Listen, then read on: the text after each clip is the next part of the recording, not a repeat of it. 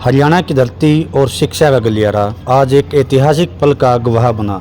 चौधरी बंसीलाल विश्वविद्यालय यानी CBLU का 5वां दीक्षांत समारोह पूरे आन बान और शान के साथ संपन्न हुआ। इस समारोह की अध्यक्षता स्वयं महामहिम राज्यपाल प्रोफेसर असीम कुमार घोष ने की, जबकि देश की न्यायपालिका के शीर्ष स्तंभ मुख्य न्यायाधीश न्यायमूर्ति सूर्यकांत ने बतौर मुख्य अतिथि शिरकत कर छात्र छात्राओं का हौसला बढ़ाया। इस दौरान हरियाणा के शिक्षा मंत्री महिपाल ढांडा भी विशेष रूप से मौजूद रहे। दीक्षांत समारोह में कुल 408 विद्यार्थियों को UG और PG की डिग्रियां बांटी गई, लेकिन सबसे खास बात रही महिला शक्ति का जलवा। कुल 36 छात्रों को स्वर्ण पदक से नवाजा गया, जिनमें से 31 बेटियां रही। डिग्री लेने वालों में 310 छात्राएं और 98 छात्र शामिल थे। साथ ही 11 शोधार्थियों को PhD की उपाधि प्रदान की गई। मंच से छात्रों को संबोधित करते हुए जस्टिस सूर्यकांत ने कहा कि दीक्षांत समारोह आपकी यात्रा का अंत नहीं, बल्कि पेशेवर दुनिया में आपके गौरवशाली प्रवेश का प्रतीक है।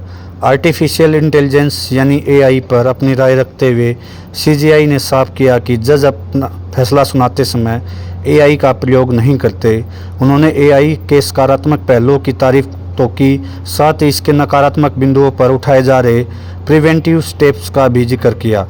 पेंडिंग केसों पर बड़ी राहत देते हुए उन्होंने कहा कि अब वैसी स्थिति नहीं रही और आने वाले समय में न्याय व्यवस्था में और भी बड़े सुधार देखने को मिलेंगे।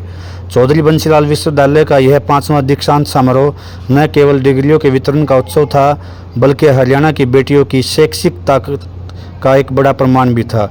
देखिए भिवानी से हमारे संवाददाता मिंटू सैनी की विशेष report.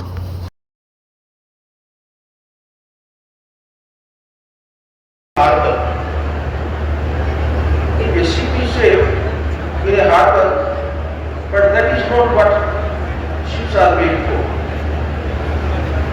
As I stand before you this morning, now afternoon, that line returns to me with renewed force.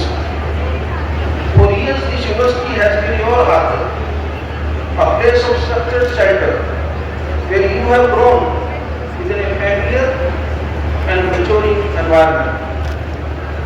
क्या अपील करेंगे, कैसे आगे बढ़े, वो कैसे मेहनत करेंगे? देखिए, भिवानी में यूनिवर्सिटी में जितने भी छात्र हैं वो ग्रामीण प्रवेश के हैं, और ग्रामीण प्रवेश के छात्रों के लिए जो सफलता का जो एक मानदंड है वो बाकी शहर के छात्रों के मुकाबले ज़्यादा सख्त होता है।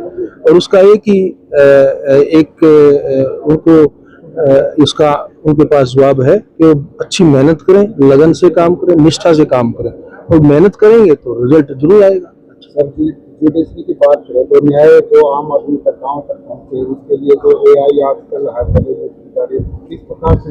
आपको पता है कि AI का हमने जितना सदुपयोग हो सकता है उतना हम करते हैं, और लेकिन AI की जितना भी हमारी प्रोसीजरल पार्ट, जिसको प्रणाली में बोलते हैं, उसमें हमने उसका सदुपयोग किया है। हम जजमेंट जो करना है, वो न्याय का काम जो करना है, वो जज का काम है, वो जिम्मेदारी उसकी है, तो उसमें हम AI का यूज नहीं करना चाहते। AI की बहुत सारी हमें उसकी जो पॉजिटिव चीज़ें हैं वो हमने ली हैं, उसके कुछ नेगेटिव चीज़ें भी सामने आई हैं, जैसे गलत किस्म के जजमेंट्स पैदा कर देना, जो चीज़ है ही नहीं उसको वो क्रिएट कर देना। उन चीज़ों के बारे में भी हमने जो प्रिवेंटिव स्टेप्स है वो लिए।